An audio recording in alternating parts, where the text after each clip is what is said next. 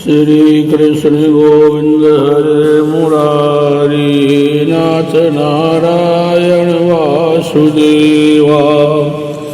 वक्रतुंड महाकाय सूर्यकोटि समप्रभा निर्विघ्नं कुरु देव सर्वकार्येषु सर्वदा। सरस्वती महाभागे विद्ये कमलोचने विद्यारूपे विशालाक्षी विद्यादेहि नमोस्तुते। ध्यान मूलम गुरु मूर्ति पूजा मूलम गुरु पदम मंत्र मूलम गुरुर्वाक्य मोक्ष मूलम गुरु कृपा। बोलो सदगुरु जी भगवान की जय। पूज्य पाठ डोंगरी जी महाराज की जय। श्रीमद्भागवत पुराण की जय।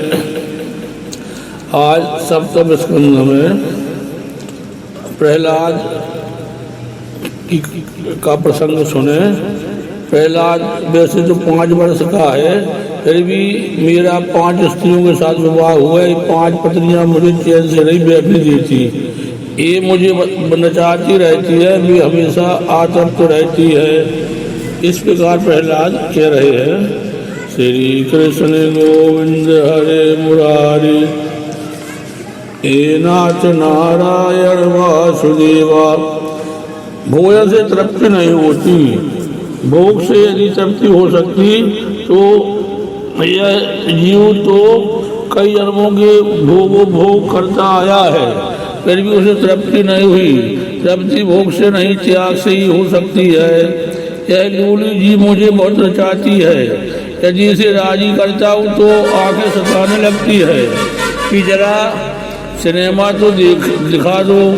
क्या सिनेमा से मनोरंजन प्राप्त हो सकता है? चलचित्र से मनोरंजन तो तब मिलता है जब मन निर्विकार बनता है और इंद्रियां स्वरूप में लीन हो जाती है। सच्चा आनंद तो तभी मिलता है। मनुष्य जानता ही नहीं कि सच्चा सुख और सच्चा आनंद कहाँ है।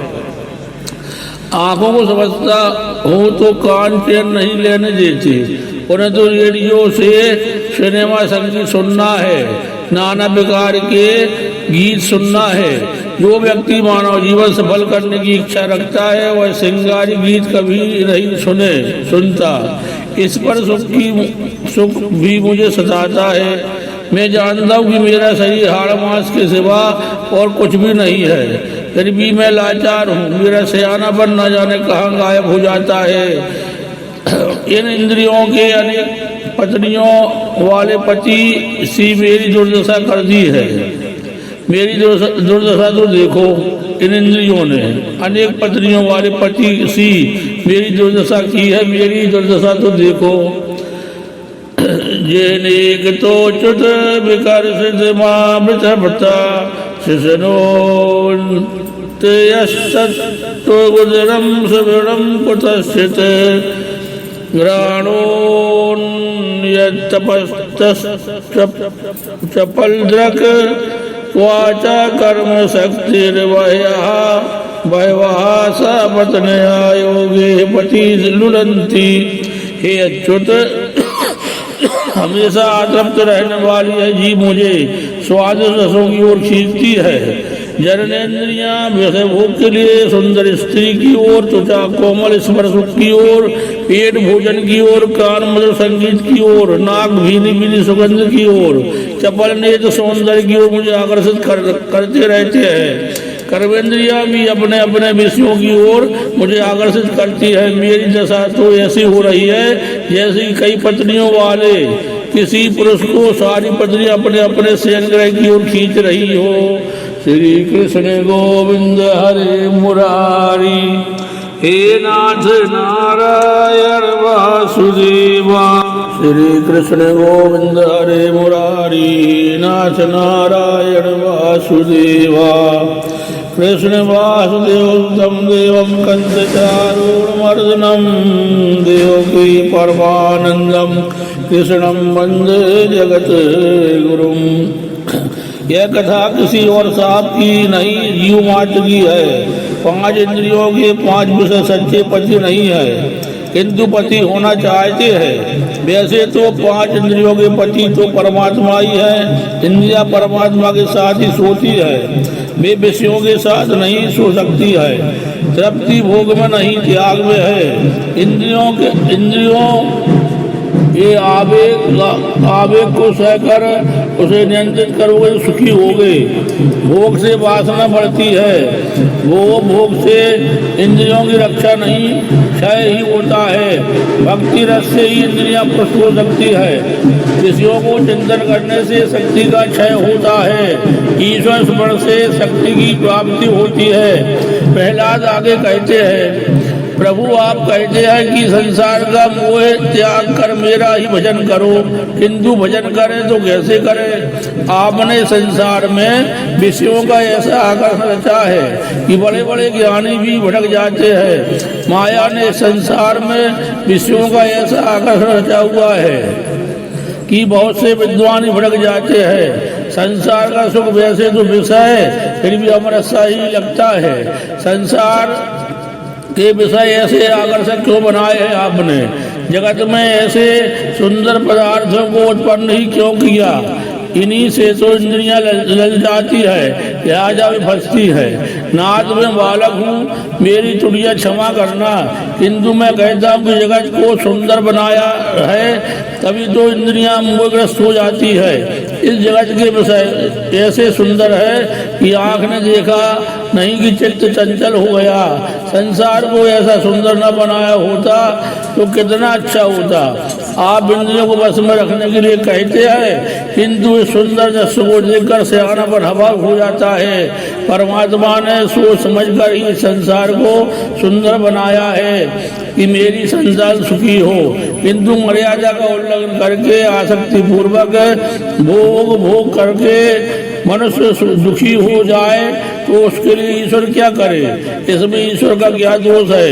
यूं मर्यादा तोड़कर विषयों का भोग करे और दुखी हो जाए तो ईश्वर का क्या दोष? नरसिंह भगवान प्रहलाद को समझा रहे हैं। जीवों को सुखी करने के हेतु ही मैंने संसार के सारे पदार्थ उत्पन्न किए हैं। मनुष्य यदि अमर्यादा पूर्वक आसक्ति पूर्वक पदार्थ का उपभोग करे तो और दुखी होता रहे तो इसमें मेरा क्या दोष है? मर्यादा पूर्वक पदार्थों को और विषयों को भोगने वाला मनुष्य सुखी होता है। श्री कृष्ण गोविंद हरे मुरारी, हे नाथ नारायण वासुदेवा। विषयों के उपभोग के समय मनुष्य को यह न भूलना चाहिए कि संसार निर्माता वह भगवान है। संसार को त्याग कर मनुष्य कहाँ जाएगा? मैं भी रहूँगा और संसार भी रहेगा। संसार को भोग दृष्टि से नहीं किंतु भगवत दृष्टि से मनुष्य यदि देखे तो वह सुखी होगा। तू स्वयं को सुधार, तू सारे संसार को तो कैसे सुधार सकेगा? श्री कृष्ण गोविंद हरे मुरारी, हे नाथ नारायण वासुदेवा। श्री कृष्ण गोविंद हरे मुरारी, हे नाथ नारायण वासुदेवा। श्री कृष्ण गोविंद हरे मुरारी, हे नाथ नारायण वासुदेवा। श्री कृष्ण गोविंद हरे मुरारी, हे नाथ नारायण वासुदेवा। जगत में कांटे हैं और रहेंगे भी, पर जिनके पाँव में जूते हैं उनको कांटे नहीं चुभ सकते। विवेक पूर्व मर्यादा में रहकर मनुष्य सुख का उपभोग करे तो सुखी हो सकता है। सुखों के उपभोग में मर्यादा और विवेक का अनादर करने पर मनुष्य को दुखी होना पड़ता है। सभी के सुख के हेतु ही संसार का निर्माण किया गया है, किंतु मनुष्य विवेक पूर्वक इसका उपभोग नहीं करता, अतः दुखी होता है। किसी एक गांव में पीने के पानी की बड़ी तकलीफ थी। अन्नदान से भी जलदान श्रेष्ठ कहा गया है। अतः किसी सेठ ने 15-20 हजार रुपए की लागत से जनता के हिसाब से कुआं बनाया। लोग जल का उपयोग करते हुए सेठ जी को आशीर्वाद देने लगे। एक दिन इत्तेफाक से खेलता कूदता कोई लड़का एक कुएं में गिरकर पानी में डूबा मर गया। अति दुख में विवेक नहीं रहता। उस मत लड़के का पिता सेठ के साथ झगड़ा करने लगा और उसे गाली देने लगा। यदि उन्होंने कुआं बनवाया ही ना होता तो लड़की की जान न जाती। अब आप ही सोचिए, क्या सेठ ने किसी व्यक्ति के पुत्र को मारने के लिए कुआं बनवाया था? उसने तो सभी के लाभ के लिए बनवाया था। ऐसा परोपकारी काम करने के कारण सारा गांव उसकी प्रशंसा करता था, आभारी था। जो लड़का मर गया यह अच्छा तो नहीं हुआ, किंतु इसमें सेठ का क्या दोष है? यह संसार भी एक कुआं है, किंतु किसी को डुबा देने के लिए तो इसका निर्माण नहीं हुआ। प्रहलाद जी कहने लगे, प्रभु आपको अपराधी तो कौन कह सकता है, किंतु इन विषयों को सुंदर बनाकर आपने ठीक नहीं किया। अतः अब तो आप हमें ही समझाएं, संसार के विषयों में मन फंसने ना पाए, इसके लिए हम क्या करें? नरसिंह भगवान कहने लगे, इस जगत को सुखी करने के हेतु मैंने 2 अमृत उपाय बनाए हैं। उनका पान करने से तुम्हारा मन विषयों में और आकर्षित नहीं होगा, इंद्रियां तुम्हें सताएंगी नहीं। ये 2 अमृत, नाम अमृत और कथामृत। जब भी मन में विषय का पाप प्रवेश हो तब कथामृत और नाम अमृत का आश्रय लो। जीव को मनुष्य को विषय सता ना सके, जीव को मनुष्य को विषय सता ना सके, इसी हेतु मैंने ये 2 अमृत बनाए हैं, उनका नित्य सेवन करो। श्री कृष्ण गोविंद हरे मुरारी, हे नाथ नारायण वासुदेवा। स्वर्ग में जो अमृत मिलता है उसे पीने से सुख तो प्राप्त होता है, किंतु कहते हैं कि उससे पूर्ण का क्षय भी होता है, किंतु कथा में स्वर्ग के उस अमृत की अपेक्षा विशेष है। इसे पीने से पाप का क्षय होता है। लीला कथा और नाम अमृत है, पाप को भस्मीभूत करके जीवन को शुद्ध करता है। मृत्यु सभी का भक्षण करती है, किंतु श्री रामचंद्र मृत्यु भक्षक के भी काल है। रावण को मारने के लिए रामचंद्र को यह सब क्यों करना पड़ा? रावण का वध के लिए राम को ऐसी लीला क्यों रचनी पड़ी? राम जो काल के भी काल है, ईश्वर तो अनंत अविनाशी है। वे संकल्प मात्र से रावण को मार सकते थे, किंतु रामचंद्र ने यह सारी लीला इस हेतु रची थी कि जनता रामायण का पाठ करे। रामायण सुर तरु की छाया, दुख भय दूर निकट जो आया। रामायण से बढ़ के समय जो लोग जगत को भूलेगी ही।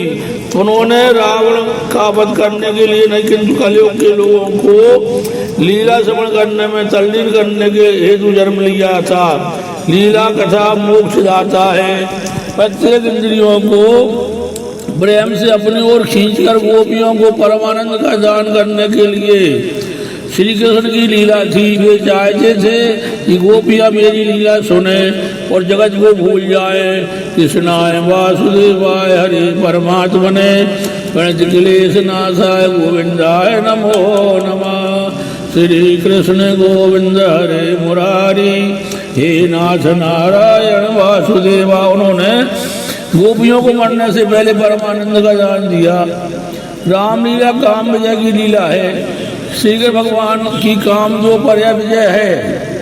जगत के सभी विषयों को मन भूल जाए तो मन का निरोध होगा और वह ईश्वर में लीन हो जाएगा। कृष्ण लीला का प्रयोजन ही यह है कि मनुष्य किसी भी रीति से जगत को भूल जाए और कृष्ण लीला में तन्मय हो जाए। गोपियाँ इसी तरह से तो सभी लीलाओं का स्मरण करती हुई प्रभु में लीन हुई थी। जब नाम ब्रह्म और नाद ब्रह्म एक होते हैं तब परब्रह्म का प्राकट होता है। नामामृत कुछ भी कर सकता है, इसके लिए क्या शक है। श्री राम नाम जपन से सारे कष्ट जाए, श्री राम जपन से सारा शुभ हो जाए। श्री राम रसना रटे जो सदा, श्री राम राममय विश्व सारा सुहाए। मीराबाई ने कहा है, मेरो मन राम ही राम रटे रे, मेरो मन राम ही राम रटे रे। राम नाम जप लीजे प्राणी, कोट के पाप कटे रे। मेरो मन राम ही राम रटे रे। नाम जपन में राम भजन में वैसे किसी वस्तु की आवश्यकता भी तो नहीं है। मीराबाई ने एक भजन में कहा है, मेरे पास कोई साधन नहीं है, मैं बिल्कुल साधन रहित हूँ, मेरे तो बस एक तेरा नाम ही सब कुछ है। डंको नाम सुरत की डोरी, कलिया प्रेम चढ़ाऊं ए माए, प्रेम को ढोल बनो अति भारी, मगन हो गुण गाऊं ए माए। तन करूं ताल मन करूं ढुकली, सोती सुरत जगावे माए, कीर्तन करूं मैं प्रीतम आगे, सोमरा पुर पाऊं माए। हो अबला पर कृपा की जो गुण गोविंद का गावे माए, मीरा के प्रभु गिरधर नागर, रज चरणों की पावे माए। राम नाम मेरे मन बसियो, राम नाम राम रसियो रिझावे माए, मेरो मन राम ही राम रटे रे। मेरो मन राम ही राम रटे, राम नाम जप लीजे प्राणी, राम नाम रट लीजे प्राणी। कोट के पाप कटे रे, मेरो मन राम ही राम रटे रे। ये दो अमृत मैंने निःशुल्क ही दिए है, ये दो अमृत श्रेष्ठ हैं। इसका नाम स्वर्ग की अमृत से विशेष है। जो स्वर्ग से अमृत पान करते हैं फिर भी उन्हें शांति नहीं मिल पाती। कथामृत के पान से विषय शांत हो जाते हैं। नाम अमृत कथामृत का पान करो।